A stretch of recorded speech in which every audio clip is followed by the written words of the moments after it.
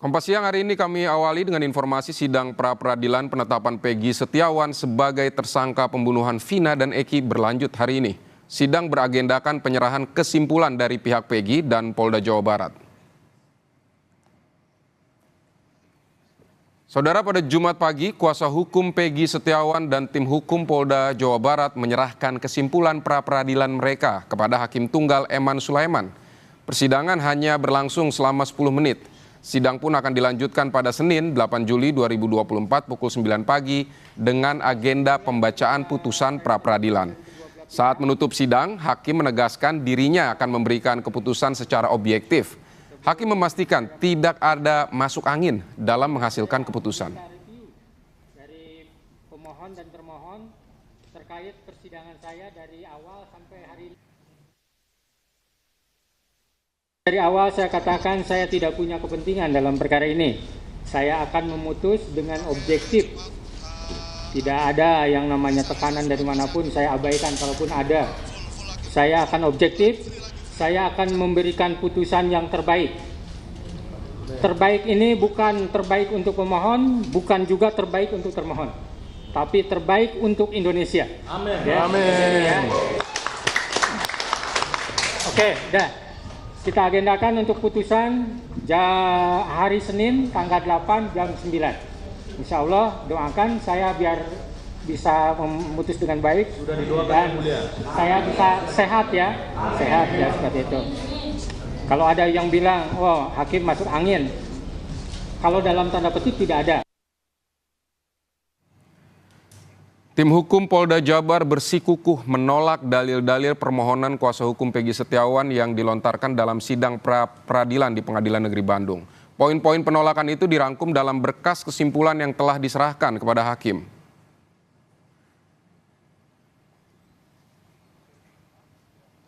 Kabid Hukum Polda Jabar Kombes Nur Hadi Handayani mengatakan penolakan terhadap semua dalil-dalil yang disampaikan tim kuasa hukum Peggy Setiawan selaku pemohon dituangkan dalam 12 halaman kesimpulan yang sudah diserahkan kepada hakim. Adapun inti dari kesimpulan pra-peradilan itu menyatakan bahwa penetapan tersangka oleh penyidik terhadap Peggy Setiawan sudah sah menurut hukum.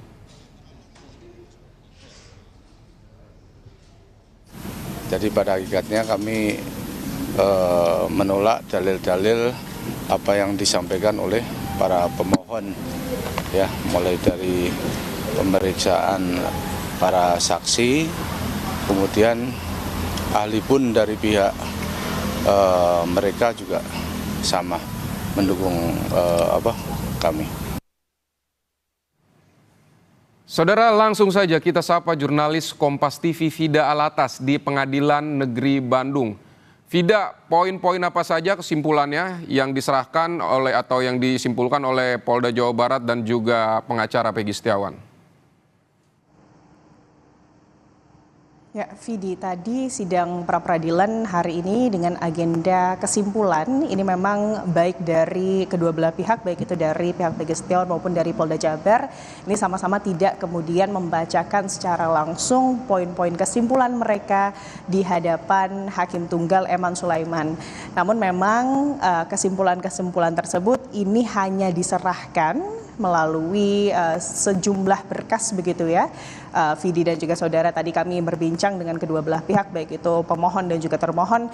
Kalau dari pihak Peggy Setiawan ini menyerahkan dengan sejumlah kurang lebih 30 halaman berkas kesimpulan begitu, sedangkan untuk Polda Jawa Barat ini menyerahkan kurang lebih 12 halaman begitu. Kesimpulan yang berkas tersebut ini langsung diserahkan kepada Hakim Tunggal Eman Sulaiman. Jadi tadi Vidi dan juga saudara, sidang kesimpulan hari ini berlangsung cukup singkat begitu ya.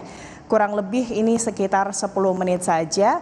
Dan tentunya saat ini yang masih ditunggu atau ditunggu bersama-sama ini adalah sidang putusan dari kemudian Hakim Tunggal Eman Sulaiman terkait apakah kemudian penetapan Peggy Setiawan tersangka kasus kemudian perlindungan anak dan juga pembunuhan berencana Vina dan juga Eki 8 tahun silam ini sah secara hukum atau tidak. Tentunya ini nanti akan diputuskan oleh Hakim Eman Sulaiman di Senin mendatang. Tapi Vidi dan juga saudara, kalau kita menilik ke belakang, perjalanan sidang pra-peradilan dari penetapan tersangka Peggy Setiawan ini sudah berlangsung selama kurang lebih 4 hari ke belakang, dimulai sejak tanggal 1 Juli 2024 lalu, di mana ada sejumlah saksi yang kemudian dihadirkan oleh pihak dari Peggy Setiawan dan juga ahli yang dihadirkan oleh kedua belah pihak. Tadi masing-masing pihak kami sempat tanyakan begitu ya pendapatnya terkait sidang pra-peradilan yang sudah berlangsung selama kurang lebih 4 hari ke belakang. Kalau dari pihak Polda Jawa Barat, mereka meyakini bahwa penetapan Peggy Setiawan sebagai tersangka oleh pihaknya ini sudah sesuai dengan kemudian prosedur hukum dan tidak menyalahi aturan.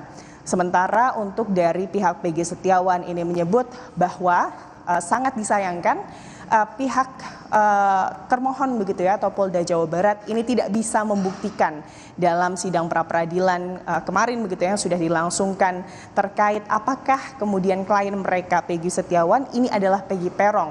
Sementara kalau dari pihak Peggy Setiawan ini telah mengajukan beberapa saksi dan juga ahli pidana yang atau maksud kami beberapa saksi yang kemudian bisa membuktikan bahwa Peggy Setiawan ini bukanlah Peggy Peron, DPO atau buron yang selama 8 tahun ke belakang ini diburu oleh polisi, utamanya ini adalah dari Polda Jawa Barat terkait keterlibatannya dalam kasus pembunuhan Vina dan juga Eki 8 tahun lalu. Kalau kita runut ke belakang kembali Vidi dan juga saudara, paling tidak ada 5 saksi yang sudah dihadirkan oleh pihak Peggy Setiawan. Ini adalah teman-teman dari Peggy Setiawan, sesama buruh bangunan yang 8 tahun lalu, tepatnya di waktu-waktu sekitar waktu kejadian pembunuhan Vina dan juga Eki, ini mengerjakan proyek di Kota Bandung.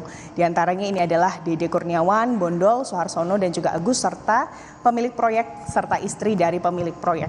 Dan tentunya kita masih menunggu, Vidi dan juga saudara, bagaimana keputusan dari Hakim Tunggal Eman Sulaiman terkait penetapan Peggy Setiawan sebagai tersangka kasus pembunuhan Vina dan juga Eki di Senin mendatang. Demikian, Vidi.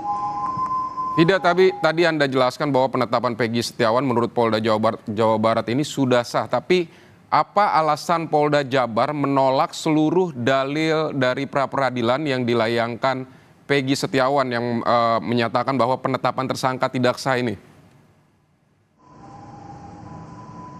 Ini tentunya berdasarkan ahli pidana atau keterangan ahli pidana yang kemarin, tepatnya pada hari Kamis kemarin begitu, Vidi dan juga saudara, dihadirkan oleh Polda Jawa Barat, di mana ahli pidana ini menyebut bahwa untuk penetapan tersangka seseorang dalam suatu kasus pidana begitu ya, 2 alat bukti ini cukup untuk dijadikan dasar sebagai penetapan kemudian seseorang sebagai tersangka. Dalam hal ini, dalam penetapan tersangka Peggy Setiawan, Vidi dan juga saudara, sudah ada 2 alat bukti yang dikantongi oleh polisi dari Polda Jawa Barat begitu ya, yang dijadikan dasar sebagai keterlibatan Peggy Setiawan sebagai tersangka dalam kasus pembunuhan ini. Sementara kalau kita melihat sebetulnya hal ini juga dibantah begitu ya oleh pihak kuasa hukum Peggy Setiawan atau pihak Peggy Setiawan melalui ahli pidana yang juga dihadirkan 1 hari sebelumnya, tepatnya di hari Rabu pada saat sidang pembuktian.